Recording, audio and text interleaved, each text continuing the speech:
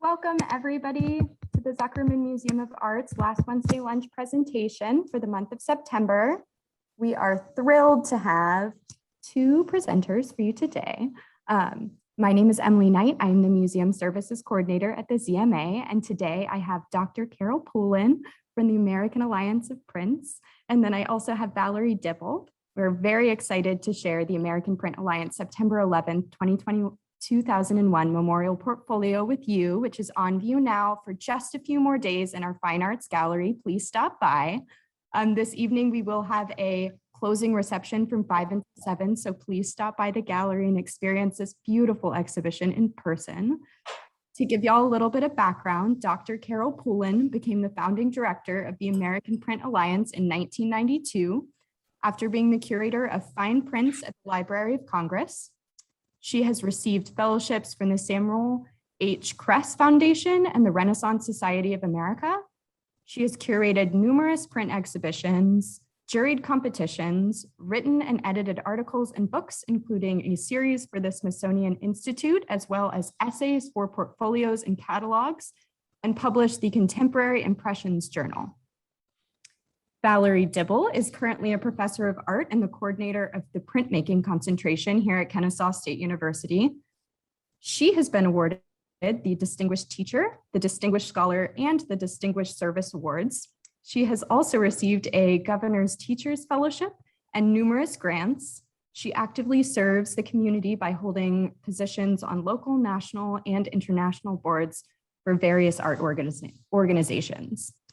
We have a video presentation for you all first, and then we'll open it back up with another short presentation and a Q&A opportunity with Carol and Valerie. Thank you all so much for being here.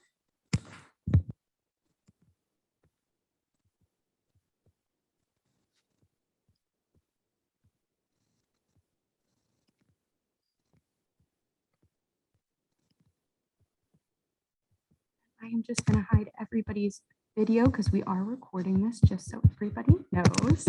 Thank you all.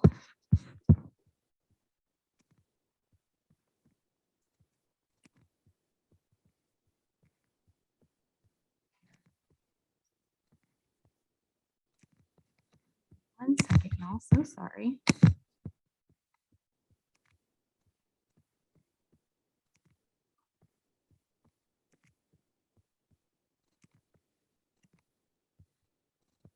Can y'all see my video? You just give me a thumbs up to confirm. Yes. Yeah. Hello, this is Carol Pulin, Director of the American Print Alliance. I proposed this September 11 memorial portfolio only a few days after the 2001 terrorist attack that destroyed the World Trade Center towers and killed almost 3,000 people.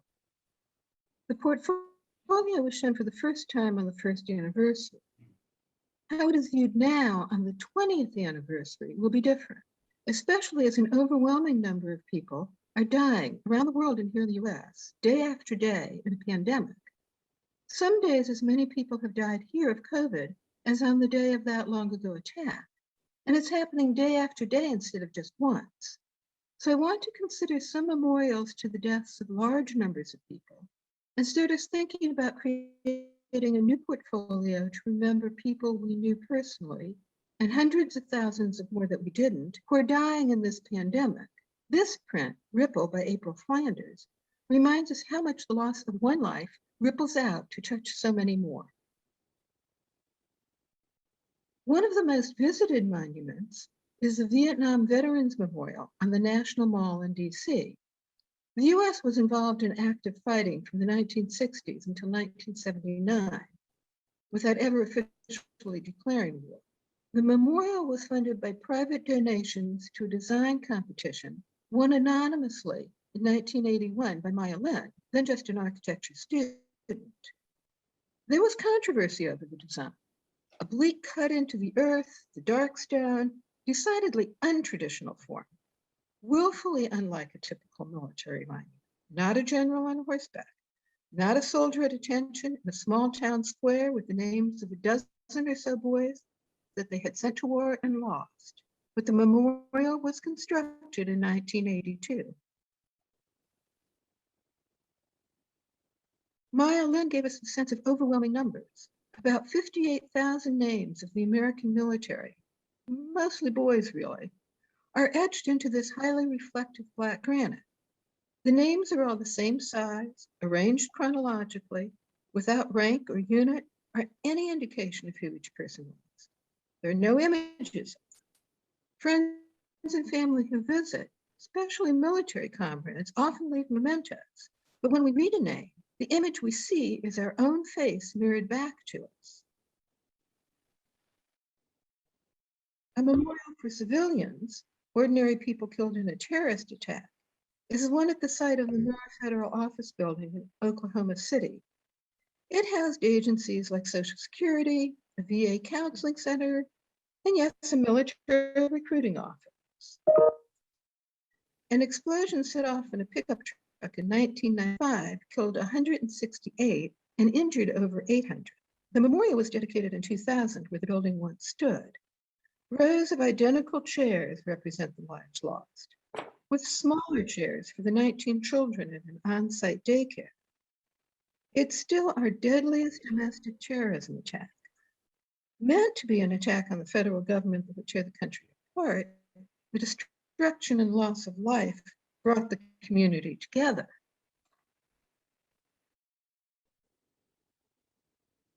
The terrorist attack on September 11th was absolutely shocking to a complacent country. The memorial for the victims and rescue workers on this site, often called Ground Zero, follows the original master plan by Daniel Libeskind, which called for the memorial to be below street level. The winner of the design competition, Israeli-American architect Michael Arad, worked with landscape architect Peter Walker to plant a forest of oak trees with 2 square reflecting pools in the footprints where the twin towers of the World Trade Center once stood. Construction began in 2006. Memorial was dedicated on the 10th anniversary, 2011. The names of the victims engraved around the reflecting pools are similar to the names etched on the wall of the Vietnam Memorial. There's a collection of artifacts and personal stories in the museum, but here the names are all alike. And here, as at the Vietnam Memorial, family and friends often make rubbings of the names, which is, of course, a form of printmaking. This memorial was not meant to have a fixed location. It could be sent around the country. Gay rights activist Cleve Jones had helped organize annual candlelight marches after the assassination of Harvey Milk. In 1985, learning that over 1,000 San Franciscans had been lost to AIDS, he and the marchers stood on ladders in the rain, taping the names of friends and loved ones who had died to the walls of the city's federal building. Jones thought it looked like a patchwork quilt. The Names Project AIDS Memorial Quilt was displayed on the mall for the first time in 1987. It had almost 2,000 panels, designed and sewn by different people, some artists and others simply family and friends. When it was displayed on the ellipse in front of the White House a year later, it already had 8,000 panels. The last display of the entire quilt was in 1996 when it covered the entire mall. Panels continue to be added, currently about 50,000. 40 years into that pandemic, more than 700,000 lives have been lost to AIDS in the US. In less than 2 years, we are rapidly approaching that death toll from COVID pandemic currently.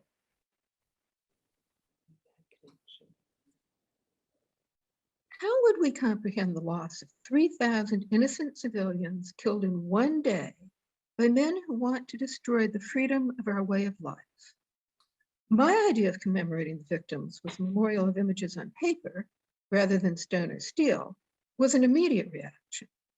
A portfolio is a simple and common format among printmakers, which allows even a fairly large group of prints to be sent for exhibition to many places. The call to artists went out just a few months later, asking for prints or other works on paper in a set size as for any portfolio, but otherwise as individual as the lives of those we were commemorating. We gathered 445 artworks donated by artists from the United States, Canada, and 10 additional countries. from high school students to retirees, all by members of American Print Alliance councils or direct subscribers to our journal, Contemporary Impressions. Our journal was usually printed in duotone, but we printed full color covers for our fall 2002 issue. I wrote, "This portfolio was intended to honor individual lives. Few of the artists knew a victim personally, but their compassion for strangers reflects a respect for cultural differences. The people who died that day in 2001 in New York City and in a field in Pennsylvania and at the Pentagon were everyday people, each one an individual. Yes, there were lots of bankers and financial experts in the Twin Towers, but there were workers in all sorts of jobs. There were janitors who were just leaving after mopping floors overnight, and secretaries coming to work and stopping by the coffee shop, and the people pouring coffee. There were tourists, both Americans and foreign visitors, all the way up at the observation deck. The largest number of any profession killed were the first responders, the police and firefighters who ran in to help ordinary people whom they didn't know, but thought they just might be able to save. Considering a grid of some kind to display the portfolio, we chose the idea of having the prints look more like they were on a clothesline, less like they were floating in space, in deference to the people from New York City and New Jersey who are traumatized by the rain of paper coming down on them from the towers. Many KSU students weren't even born then, but anyone who was a teen or adult at the time must remember the haphazard posting of images of the missing in New York City, how devastating it was for people to lose someone in the towers and have no certainty. We tried to humanize the memorial by echoing some of that, as well as reflecting the typical clotheslines of apartment buildings. It was meant to emphasize the ephemeral aspect and the everyday lives of so many different people.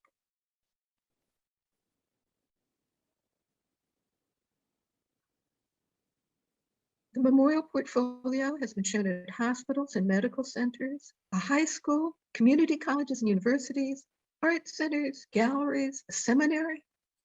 The display surrounds the viewer and converts whatever space it is in into a chapel. You expect a bit of hush when people walk into a gallery. This multitude of small prints covering the walls makes people stop talking and go up to them to see the individual images. The quieting effect has happened even in usually noisy places like the student center, where you could hear the hubbub in the halls, but the room itself, with dozens of students looking at the prints, was quiet enough to hear a pin drop.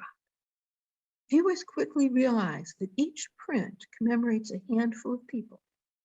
445 prints for about 3,000 people? Think of each representing a group of 6 or 7 friends standing around and talking together. Except that we are here doing that, and they are gone. The towers do appear in many of the prints, as in this one by Karen Cornelius, as well as the idea of recording the names of victims.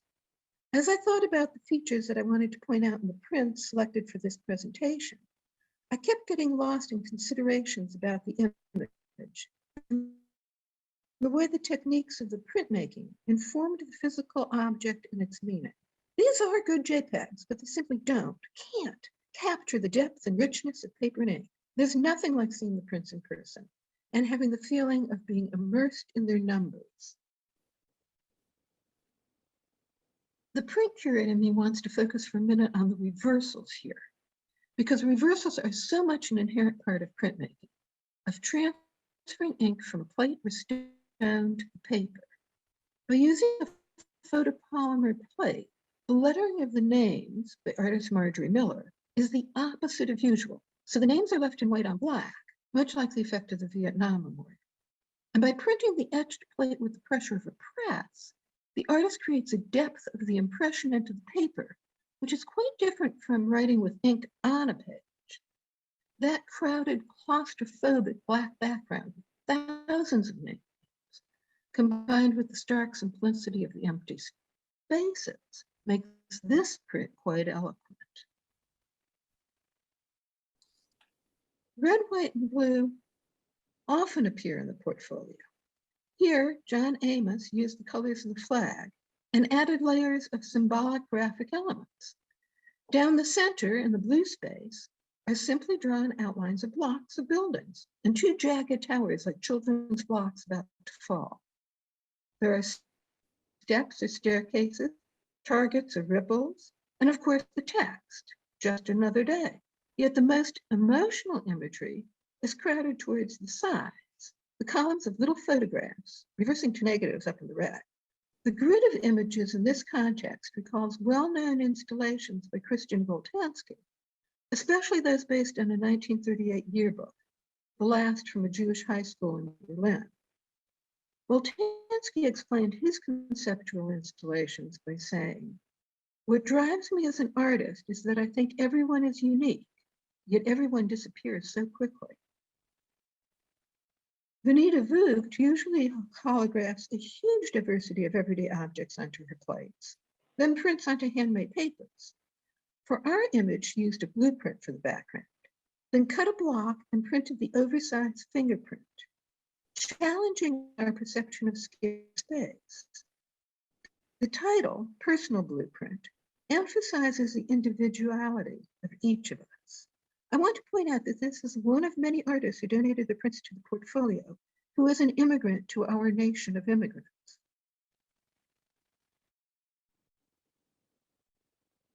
Many of the prints submitted for this portfolio have images of hands, as this one, in memory of Father Michael, first death certificate. Father Michael is named in a way that invokes far more than expected because it includes a religious profession rather than a family name. But then he's immediately placed among the dead. Then the artist hits us with the jarring contrast between the image we already have in our minds of a clergyman and the stark number. The number in deep blood red, just number 1, but an account that is expected to go into the thousands. Eduardo Fausti started architecture studies in Argentina and then immigrated to the US. A printmaker and papermaker, he also studied aesthetics in China, an experience that clearly informs this work. Drawn and painted with watercolor over a base of tea bag papers, the flower whose petals are falling is a reminder of the ephemeral quality of life. The counting, the groups of marks arranged in vertical rows like Chinese writing, are exceptionally poignant in this context. Similarly poignant is the use of repetition and the symbolic figures that represent larger numbers in statistical charts. Those graphic design icons are typically identical, but because of the handmade aspect of this original print by Ian Jones, these nearly identical figures are each slightly different from the next, adding a significant level of meaning.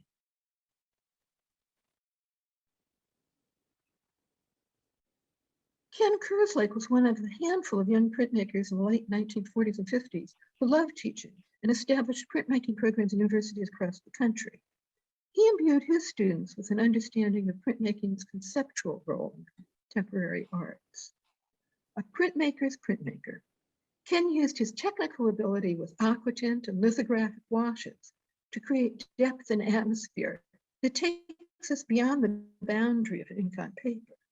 He increased the emotional intensity by making the silhouette and its interlocked shadow reverberate so that substance and light seem to shimmer together.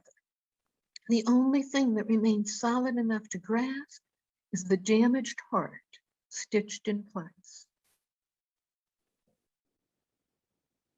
In Some Things Are Forever, hearts are open, cut through to show the color from the flag behind them. Val here at KSU. So I asked her about when she created this image. She wrote, "I saw a portrait of one of the families who lost a loved one, and they looked so happy, so ordinary, and so innocent. The loss they sustained as a family tore away their innocence, and the pain they felt would last forever, but their love for each other could not be taken away. It was also forever." In the backdrop, the satellite image of the Twin Towers viewed from above looks like a quilt. The families who lost loved ones are part of the tapestry of the memory of 9/11 forever. We all depend on family photos to help us remember the faces of loved ones, those who are gone or have simply grown up. Melissa Siegel read what we said about the prints for this portfolio being meant to comfort us, like family photos, and sent this print, Generations.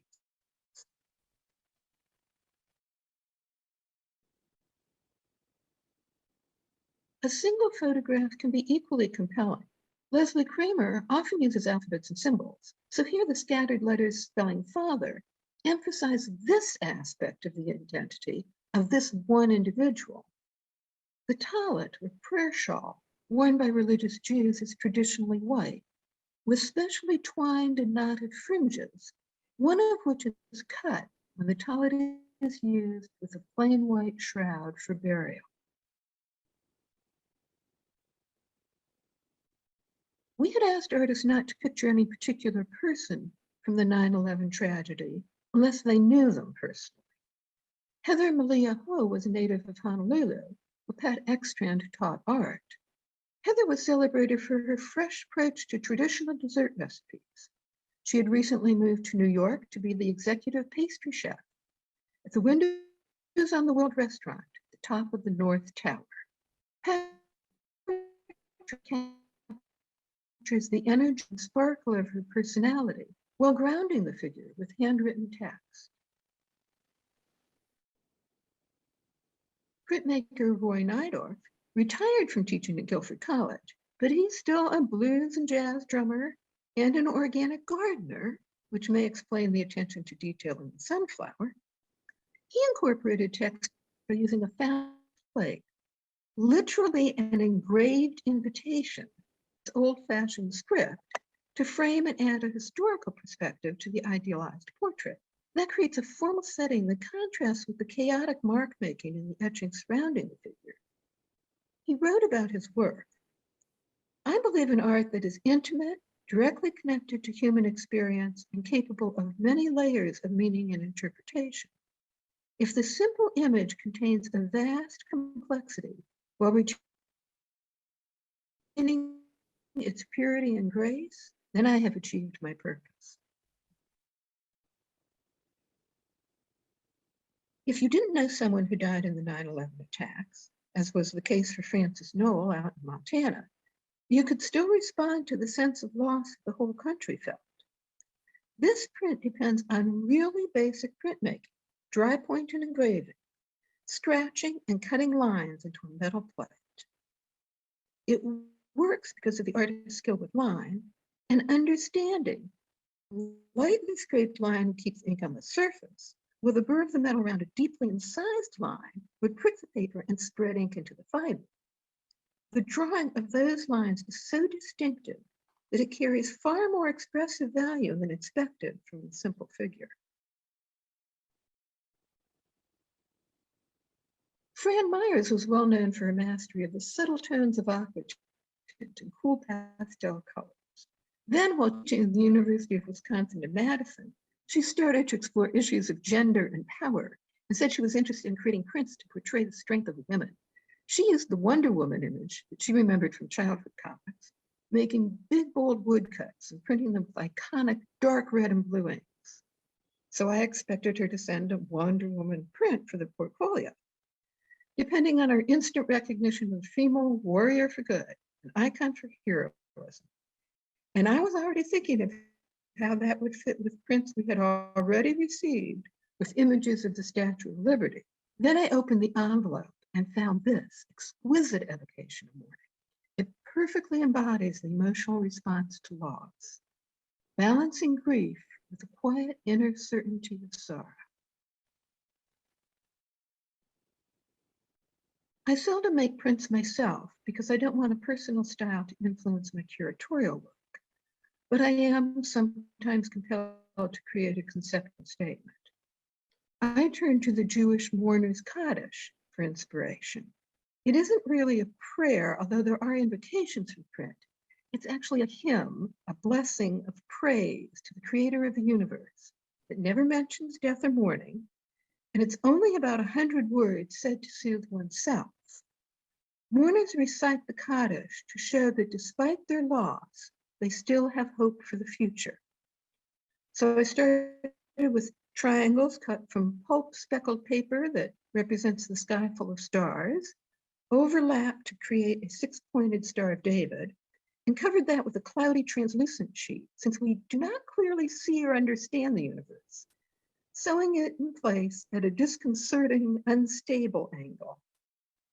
Relief printed with a set of alphabet blocks, the words say, "Remember forever and ever."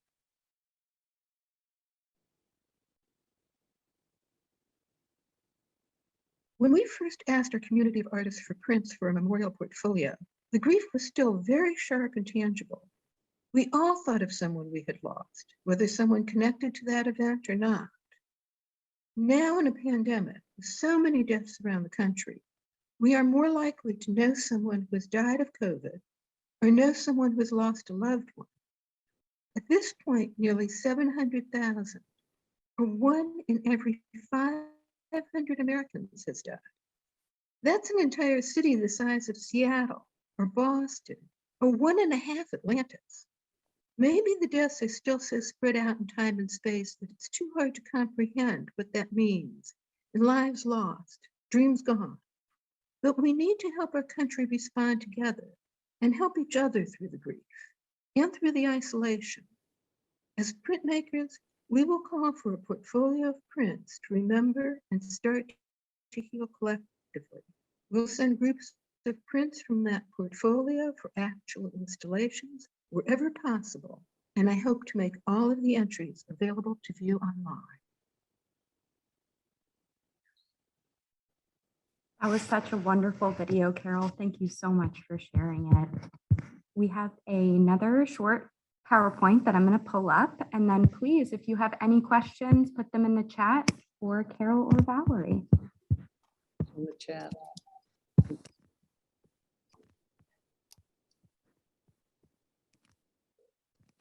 And actually, we'll just have these images run so you all can enjoy them. And if you have any questions for Carol, please let us know. I'll be looking at the chat.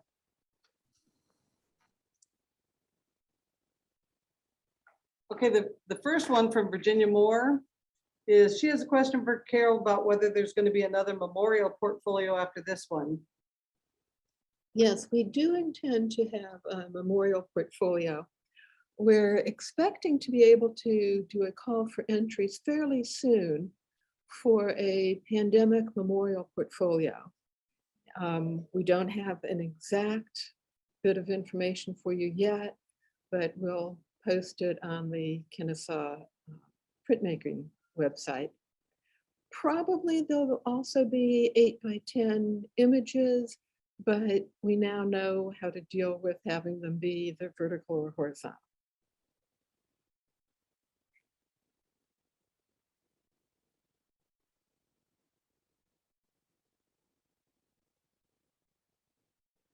We have another question from Stephanie Hernandez about, could you please talk about how the virtual viewing has affected the exhibition and what are the major pros and cons? And I'm not sure that Carol can chime in, but you know, the whole virtual thing with the pandemic has affected everything. I will say Kennesaw State's done a wonderful job of doing online virtual 3D exhibitions where you can actually walk through the space, and that's been delightful. You know, certainly the virtual presentations and not being face-to-face has made a huge difference, but we are delighted to at least have the opportunity to show pieces. Carol, from your perspective, do you have thoughts on that? Well, I agree that there's this great advantage that we can reach far, far more people than we can when we have a display at a local college or a local hospital, because that's going to reach, you know, few thousand people in a couple dozen cities, whereas being online means we can reach hundreds and thousands of people. The major difference, of course, is that printmaking is far more tactile than the image you're seeing on your screen. So you can't really see how the ink and paper are interacting.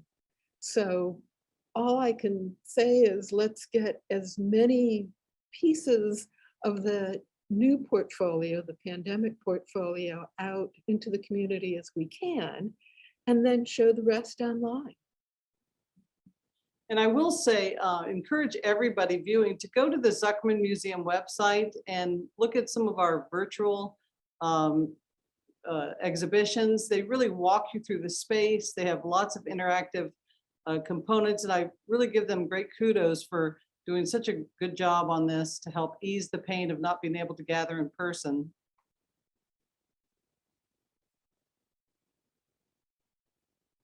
Are there any more questions? I'm looking at the chat.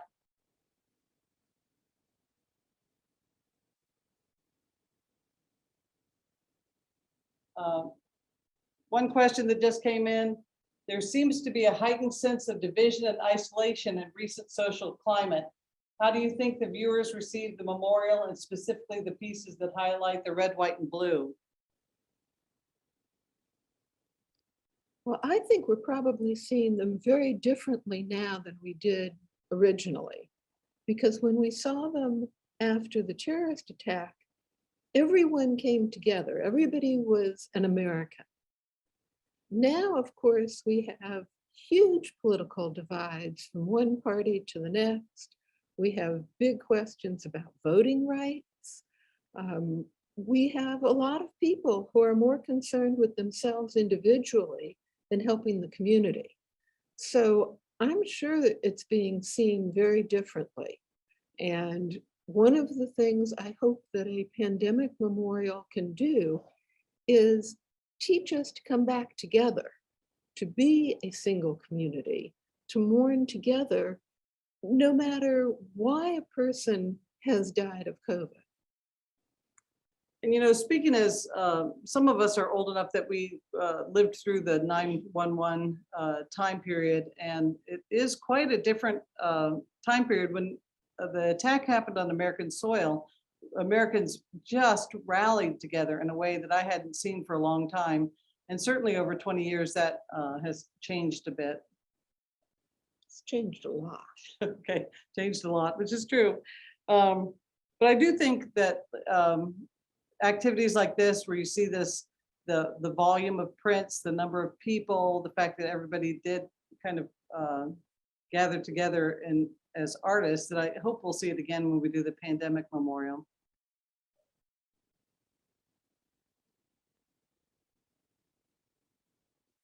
Do we have any further questions?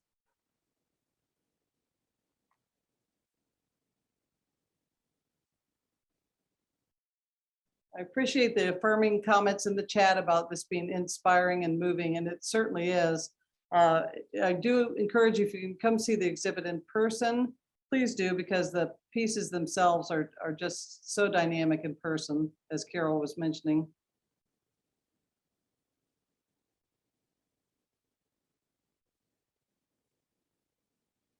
Emily, if we don't have anything else, I think we're good to sign off. Awesome. Well, thank you both so much, Carol and Valerie, for being here this afternoon and sharing this beautiful portfolio with us.